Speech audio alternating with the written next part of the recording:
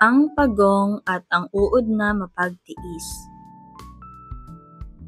Sa isang malawak na hardin, naninirahan ang isang pagong na nagngangalang Pogi at isang uod na ang pangalan ay Ula. Si Pogi ay kilala sa kanyang kabagalan, pero mahilig siyang maglakad-lakad at magmasid. Si Ula naman ay maliit, mabagal din at madalas ay tinutukso ng ibang insekto dahil hindi pa siya marunong lumipad. Isang umaga, sabi ng tutubi, "Ha! Tingnan niyo si Ula! Hindi makalipad, puro gapang lang." Nagtawanan ng mga paru-paro at bubuyog. Napaluha si Ula. "Siguro wala akong halaga." Ngunit nilapitan siya ni Pogi. "Huwag kang malungkot, Ula. May kanya-kanyang oras ang lahat. Ako nga, mabagal, pero natututo akong maghintay at makarating din."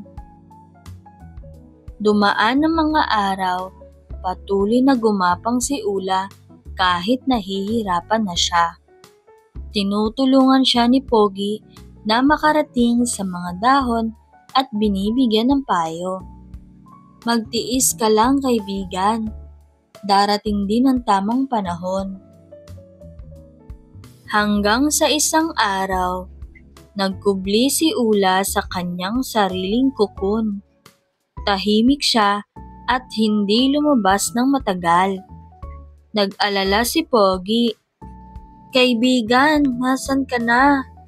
Babalik ka pa ba?" Pagkatapos ng ilang linggo, biglang napunit ang kukon at lumabas si Ula. Ngunit hindi na siya uod. Isa na siyang magandang paru-paro. Lumipad siya ng mataas at malaya. Lahat ng hayop ay napamangha. "Si Ula, ikaw ba yan?" Sigaw ng mga bubuyog. Ngumiti si Ula at lumipad, papalapit kay Pogi. "Salamat, kaibigan. Kung hindi mo ako hinikayat, hindi ko malalaman na kaya kong maging ganito kaganda." Aral ng kwento. May tamang panahon para sa lahat.